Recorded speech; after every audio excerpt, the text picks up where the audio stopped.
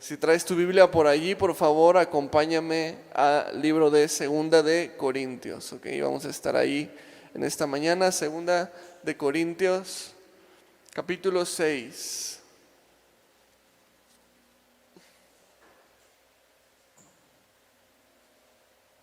Segunda de Corintios, capítulo 6.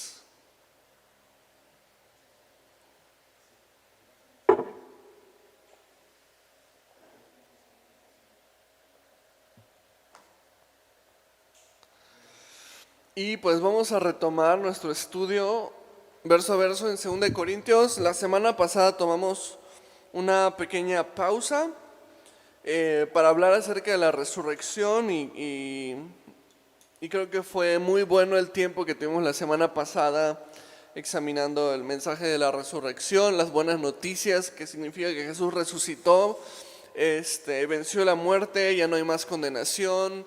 ¿Dónde está, oh muerte, tu aguijón? ¿Dónde está, oh sepulcro, tu victoria? Y estábamos viendo eso la semana pasada y por eso pusimos una pausa en nuestro estudio de 2 Corintios, pero hoy lo vamos a retomar y vamos a retomar el capítulo 6, donde nos quedamos, que es el versículo 14, lo que sigue. Y veíamos en el libro de Corintios, en el capítulo 6, que Pablo está enseñando a los corintios a vivir bajo la gracia y primeramente les hace una exhortación de que tienen que recibirla hoy mismo, que hoy es el día de salvación, que hoy es el tiempo oportuno y entonces hoy es el tiempo aceptable y entonces recibe la gracia hoy, no esperes más tiempo, no esperes a mañana. Y entonces vivir la gracia de Dios en cada aspecto de nuestras vidas, desde las pruebas, las tribulaciones, hasta las promesas de Dios y quiénes somos nosotros delante de Dios. Y entonces Pablo continúa este discurso enseñándonos a vivir bajo la gracia y nos recuerda algo muy importante, que por la gracia de Dios nosotros ahora somos llamados templo del Dios viviente, templo del Espíritu Santo. Y esto es una promesa bien hermosa, pero al mismo tiempo es un motivo de que reflexionemos en lo que significa esto. Porque eso significa que entonces si nosotros somos templo de Dios, debemos vivir como templo de Dios. Y de la misma manera en la que se trataba en el Antiguo Testamento, con gran reverencia el templo en el Antiguo Pacto, así ahora nosotros debemos tratar nuestros cuerpos, nuestras vidas con la misma reverencia que los israelitas tenían hacia el tabernáculo, hacia el templo de Dios. Esa misma reverencia ahora debe haber hacia nosotros, hacia nuestro cuerpo, hacia nuestra vida, porque hoy en día nosotros somos templo del Espíritu Santo. Entonces, sabiendo esto, estando consciente de que Dios por su gracia me ha hecho a mí su templo, creo que mi manera de vivir debe ser transformada.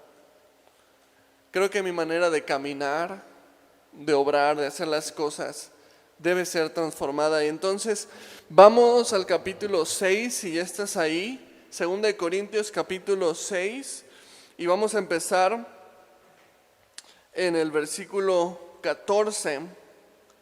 Dice: no os unáis en yugo desigual con los incrédulos. Ahora Pablo viene con una instrucción. Esta instrucción es para los cristianos de Corinto, pero también para nosotros. No se unan en yugo desigual con los incrédulos. ¿Qué es unirse en yugo desigual? ¿Qué significa eso? Primeramente hay que comprender que Pablo está haciendo una metáfora. Pablo está haciendo una analogía.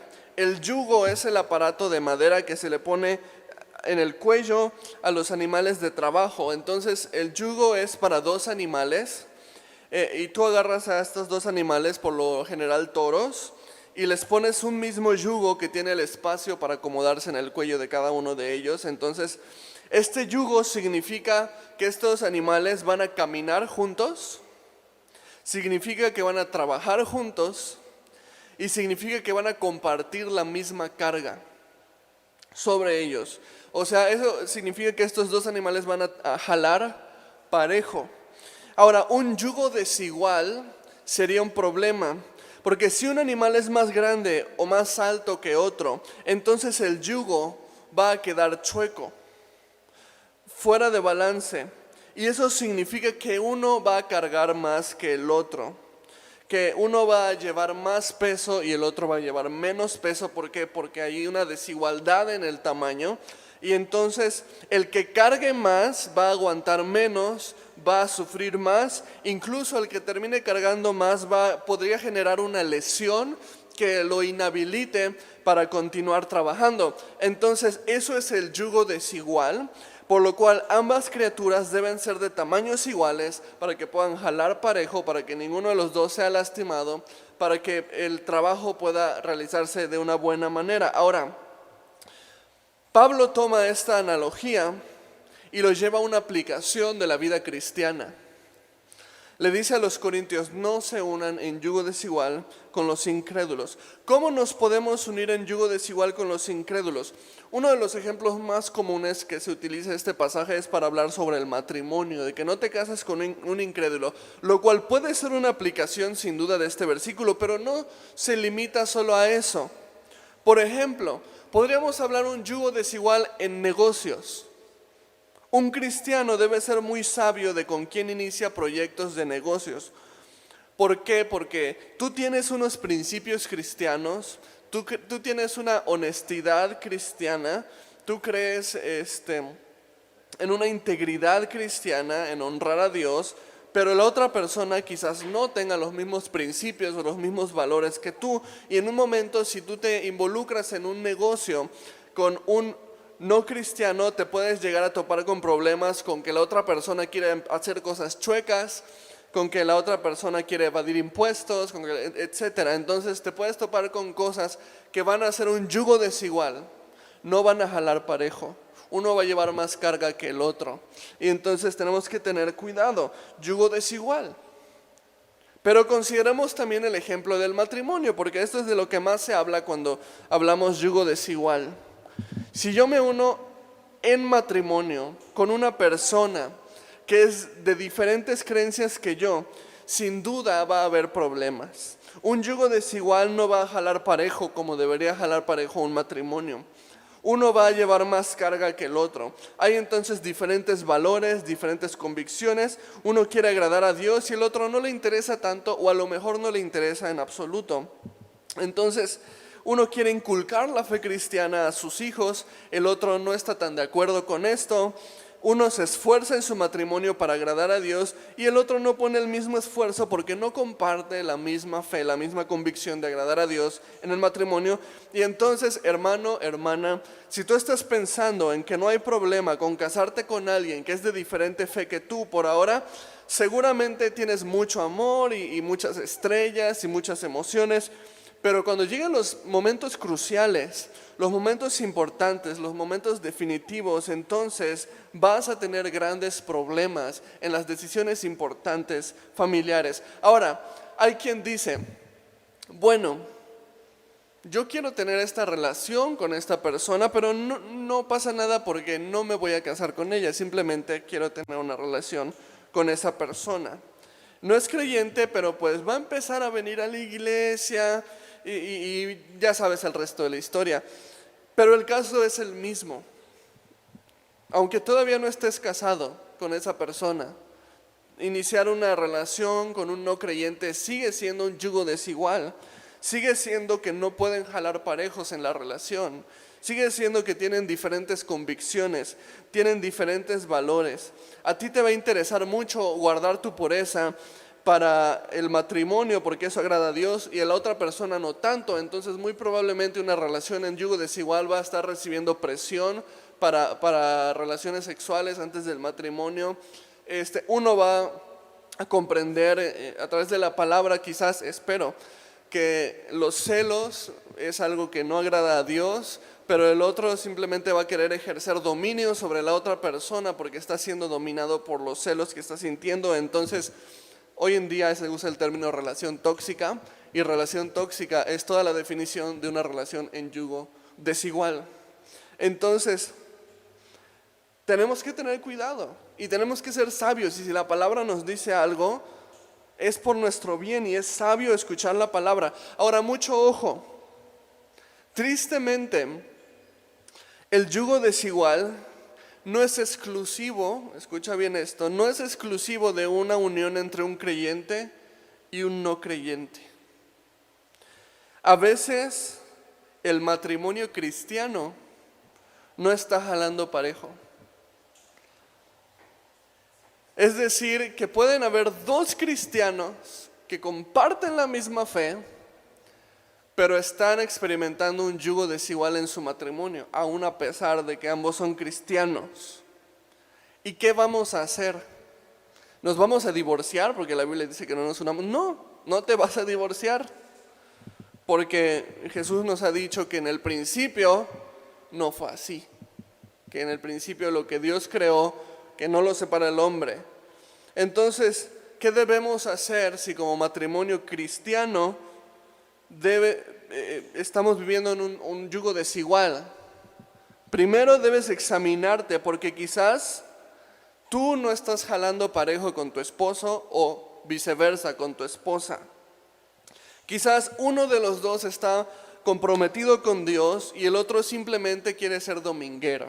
O sea, simplemente quiere de lejitos, una vez a la semana, no quiero saber nada más el resto de la semana. Entonces, uno está creciendo en el Señor y el otro está estancado en su vida espiritual. Y en este caso, el que está más maduro en el Señor debe ayudar al otro a crecer en su caminar con Dios. Por eso que Eclesiastés dice, mejor son dos que uno, porque si uno cae, el otro lo levantará. Más hay del pobre que cuando cayera no tuviera quien lo levante. Entonces, si tú eres la persona que estás experimentando una mayor madurez espiritual, debes ayudar a aquel que está batallando con eso para levantarlo y para ayudarlo a crecer en su caminar con el Señor. ¿Y eso qué significa?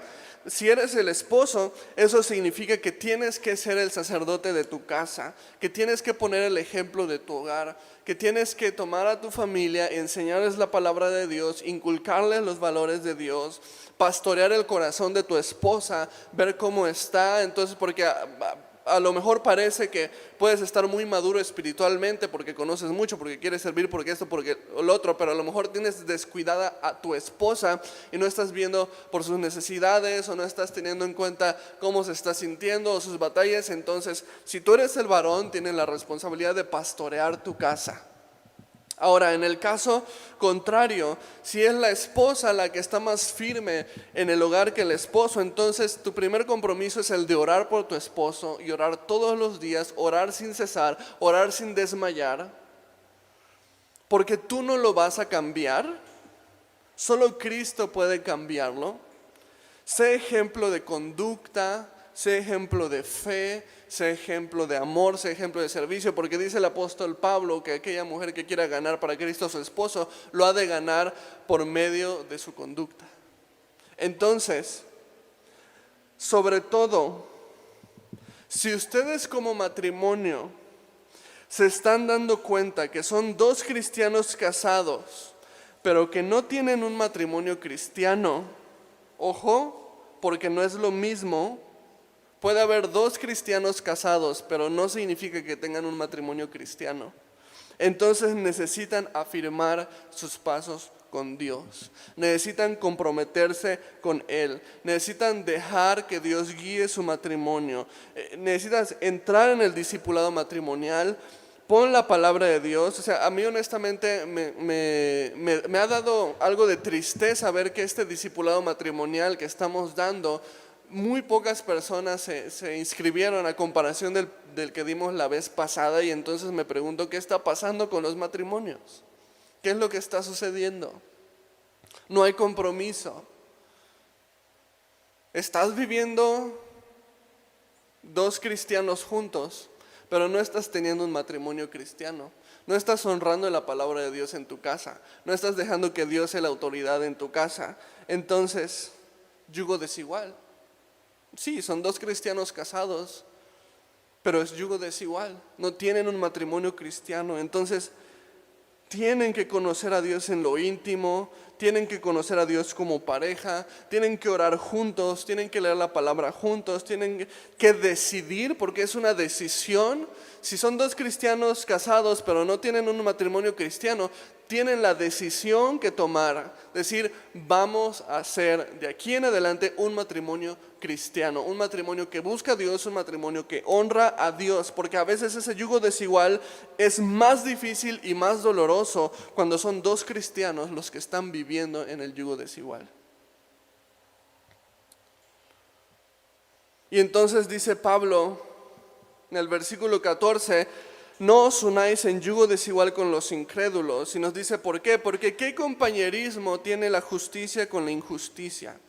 ¿Qué comunión la luz con las tinieblas? Y la palabra que está usando aquí, comunión, es el griego koinonía.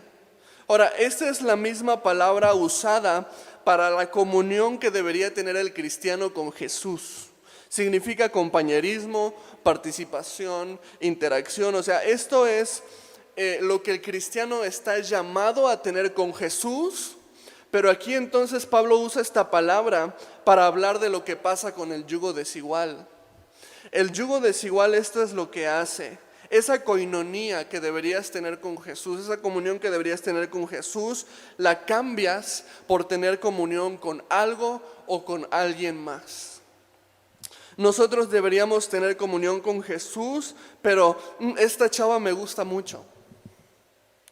Estoy llamado a tener comunión con Jesús, pero prefiero hacer eso a un lado para poder pelearme a gusto con mi esposa, o pelearme a gusto con mi esposo, poder reclamarle, o poder hacerle las escenas de celos que estoy acostumbrado a hacer, porque y vamos a hacer la comunión con Dios a un ladito, porque esto me incomoda. Entonces, eso es lo que pasa con el yugo desigual. Debería tener comunión con Jesús, pero este pecado me gusta mucho y no quiero dejarlo. Entonces la comunión, la koinonía que debería tener con Jesús, la tengo con algo o con alguien más. Yugo desigual es cambiar a Jesús por otra cosa que no conviene. Dice aquí que es cambiar justicia por injusticia, es cambiar luz por tinieblas. Versículo 15 dice, ¿y qué concordia Cristo con Belial? ¿O qué parte el creyente con el incrédulo? Y aquí Belial es una manera de decirle a Satanás. En el Antiguo Testamento se le decía Belial a personas que habían hecho cosas muy malas, muy atroces, y se les daba el título de Belial, que era inicuo.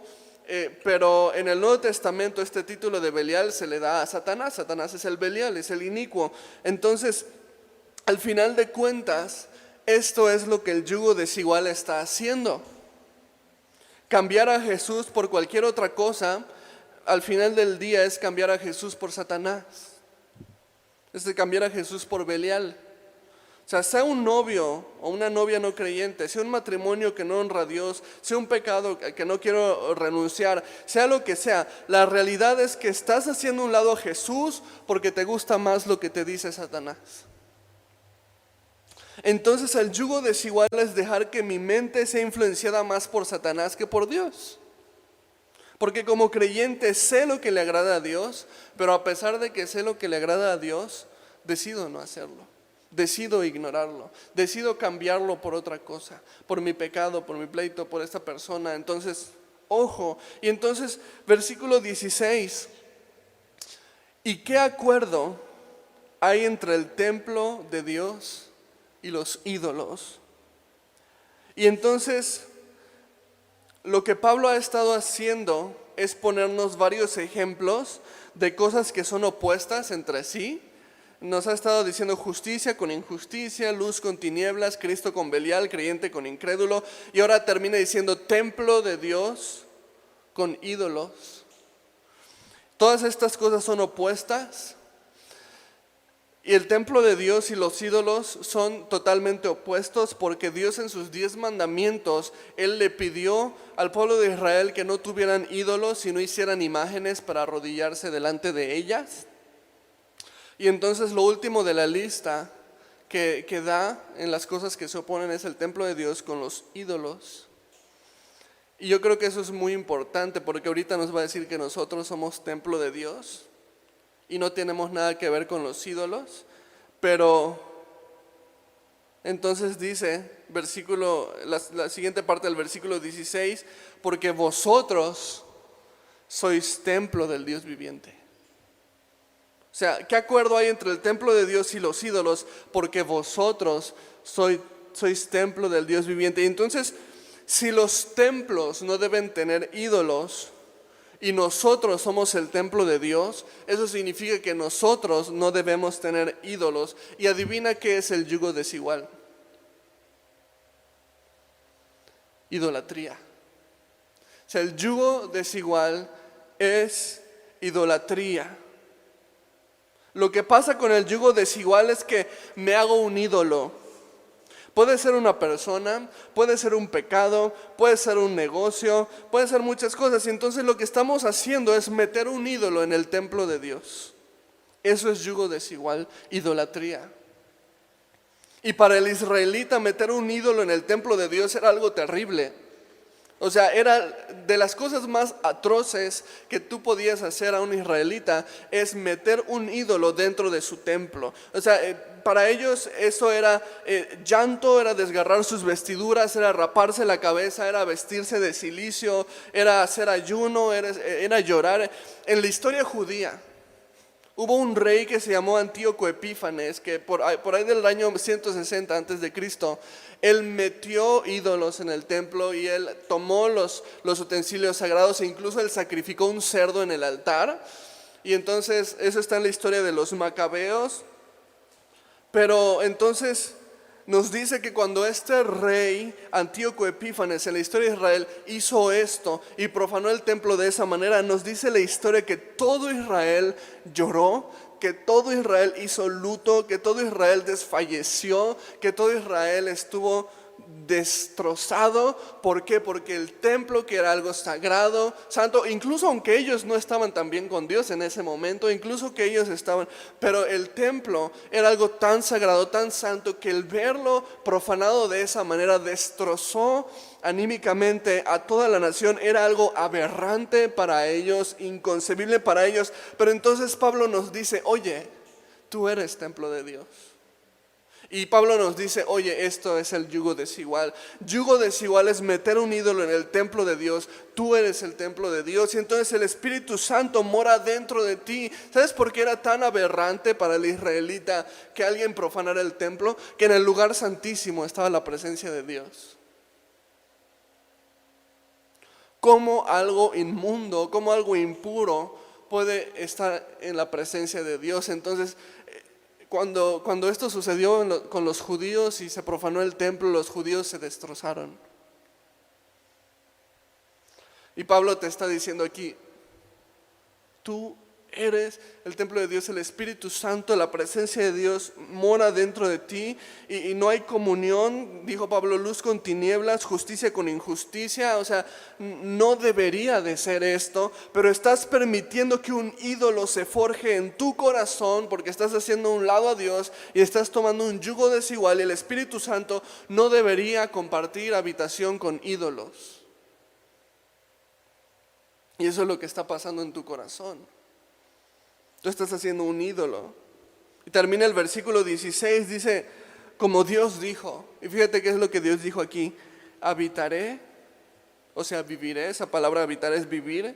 Y andaré entre ellos y seré su Dios. Y ellos me serán, y ellos serán mi pueblo. O sea, eres templo de Dios porque Dios decidió amarte. Dios decidió ser tu Dios. Dios decidió habitar contigo, o sea, vivir contigo, literalmente vivir en ti, hacerte parte de su pueblo. Lo más increíble del cristianismo es esto, cosa que no se ve en ninguna otra creencia, que el Dios eterno, que el Dios santo, que el Dios creador omnipotente se ha dignado a habitar no solo conmigo, sino en mí. ¿Cómo es eso posible? ¿Cómo este Dios puro, perfecto, inmaculado ha hecho parte de su pueblo a alguien como yo?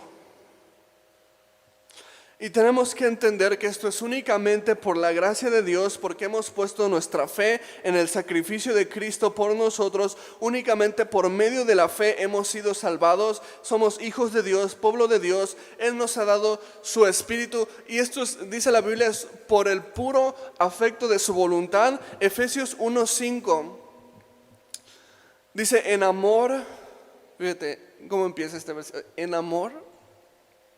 Porque Dios te ama es simplemente por eso, habiéndonos predestinado para ser adoptados hijos suyos por medio de Jesucristo. Fíjate, según el puro afecto de su voluntad.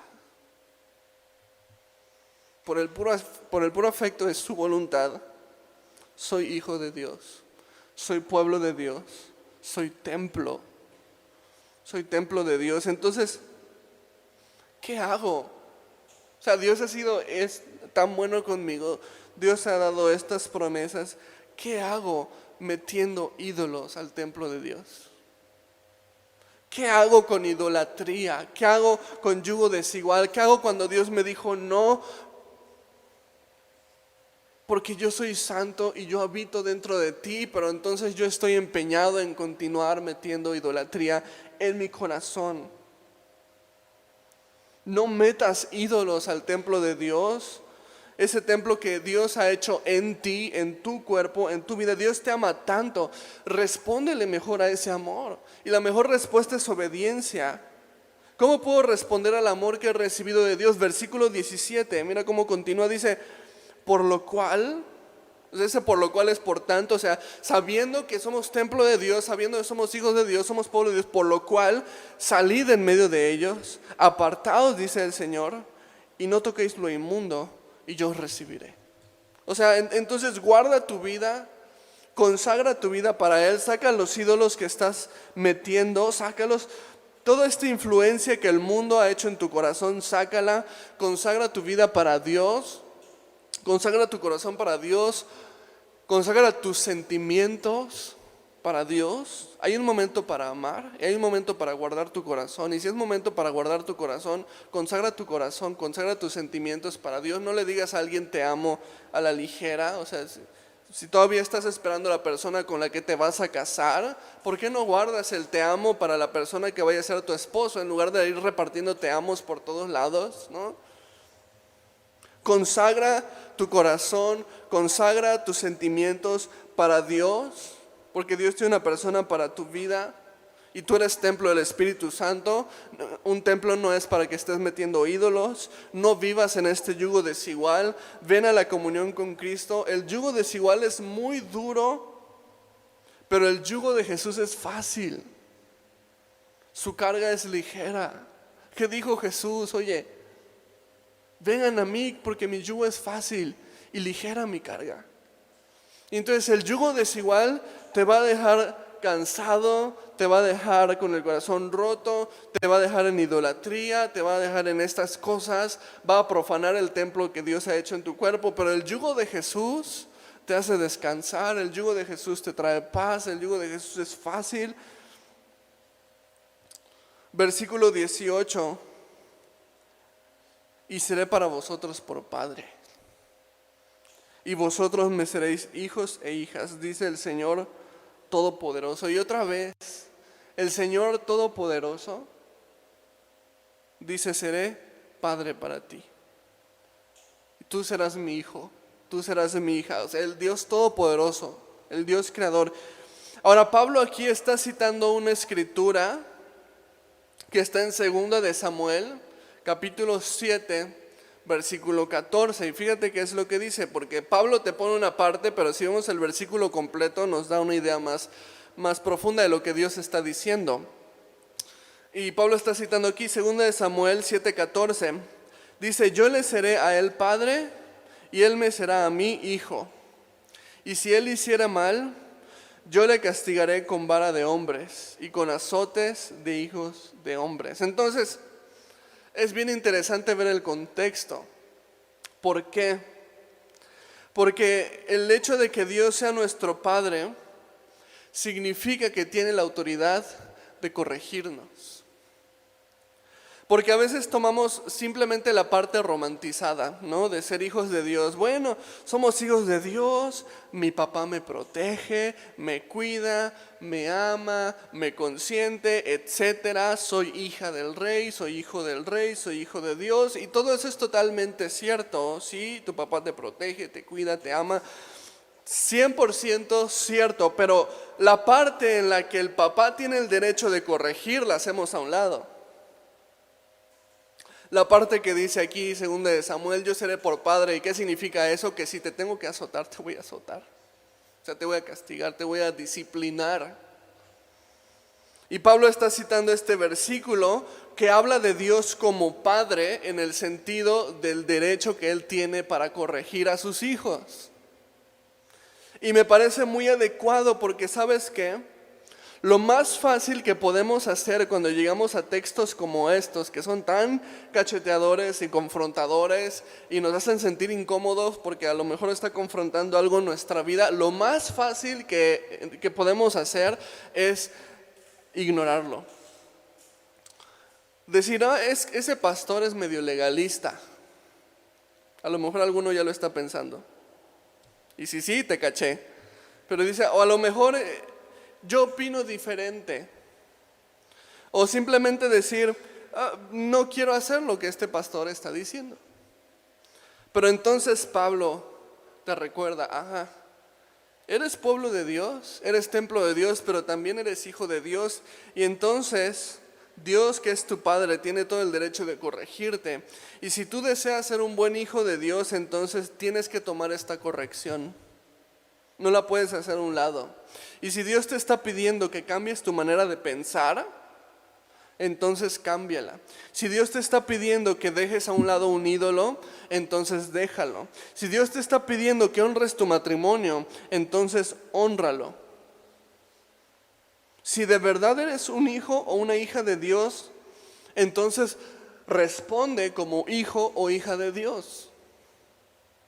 ¿Cómo responde un hijo o una hija? Bueno, veamos el siguiente versículo, que es el último que vamos a ver, entrando en el capítulo 7, versículo 1.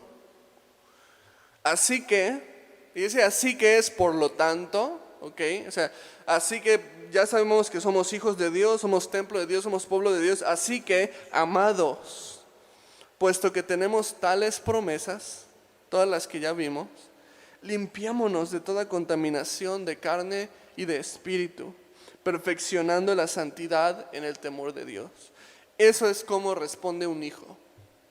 Un hijo de Dios es corregido por Dios y entonces responde así. Ok, tienes razón, Dios. Puesto que tengo estas promesas, me voy a limpiar. Tienes razón, Dios. Tengo que dejar este ídolo, tengo que dejar este yugo desigual, tengo que honrarte con mi matrimonio. Tienes razón, Dios, lo voy a hacer. Eso es un hijo de Dios. Si no puedes hacer eso, ¿cómo te puedes llamar hijo de Dios? Y no te estoy condenando, no te estoy diciendo que no seas hijo. A lo mejor eres hijo, pero eres rebelde. Pero ¿cómo nos podemos llamar hijos si no sabemos responder como hijos? Tenemos tales promesas. Somos pueblo, somos templo, somos hijos. Y entonces, porque tenemos estas promesas, limpiémonos de toda contaminación. O sea, hagamos una depuración. Y a lo mejor en esta cuarentena algunos han aprovechado para depurar algunas cosas. Tirar cosas guardadas que ya no sirven, ropa que ya no usamos, y a lo mejor ya estás vaciando closet, cajones, libreros y todo eso. Y entonces aprovecha, ya que andas en eso, para hacer una depuración de tu corazón también. Dice, limpiémonos de toda contaminación de carne y de espíritu. Porque ya vimos que el yugo desigual no solamente es con personas, sino también con pecados. Tú puedes estar en un yugo desigual con un pecado, porque has cambiado la comunión con Dios por acomodarte en este pecado. Y entonces Dios nos invita a que en esta cuarentena hay que hacer no solo depuración de basura, de ropa, de cajones, de closet, sino también depuración de ídolos, de pecados, dice tanto carnales como espirituales. Entonces no solamente la santidad es esto. Porque dice perfeccionando la santidad en el temor de Dios. Esto es perfeccionar la santidad en el temor de Dios. Es depurar mi corazón de mi idolatría, depurar mi corazón de esos pecados y entonces venir a la comunión con Dios y dejar que Dios sea el rey del templo y no estar haciendo que el Espíritu Santo comparta habitación con ídolos, comparta habitación con inmundicia. Esto dice perfeccionar. La santidad es simplemente apartarnos para Dios. Eso significa santo, apartado. Entonces santidad es la acción de apartarnos para Dios. Eso es santidad, o sea, consagrarme para Dios. Porque de nada me sirve vaciarme de los ídolos, hacer la depuración, si no me lleno de Dios. No solamente se trata de batallar contra ese pecado, por supuesto estamos llamados a eso, a batallar en contra del pecado, pero no solamente se trata de eso.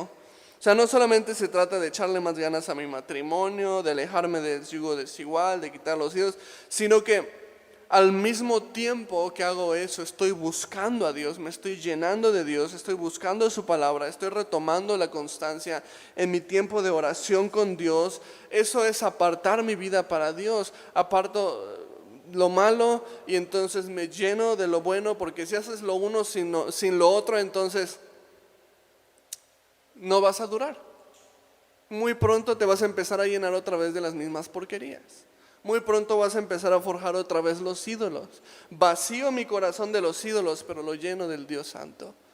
Lo lleno de la presencia de Dios, lo lleno de las cosas espirituales que edifican mi vida. Entonces, cuando mi corazón se encuentra lleno de Dios, ya no hay lugar para los ídolos. Les tienes que decir, ¿sabes qué? Ya no cabes, ya está lleno. Eso es santidad. Eso es apartarme para Dios. Entonces, tú eres un templo. Tú eres un templo. Por gracia de Dios y para la gloria de Dios, Él te ha hecho el templo y morada de su Espíritu Santo. El Espíritu de Dios habita en tu corazón. Mira cómo los israelitas honraban y respetaban grandemente el templo en el antiguo pacto. ¿Cuánto más nosotros en el nuevo pacto, con la presencia de Dios habitando en nuestros corazones, somos templo de Dios? ¿Cuánto más no debemos respetar el templo? ¿Cuánto más no debemos tener esta honra, este respeto, este temor de Dios para guardar el templo de Dios? Entonces honremos el templo de Dios, respetemos el templo de Dios que por su gracia ha hecho en nosotros.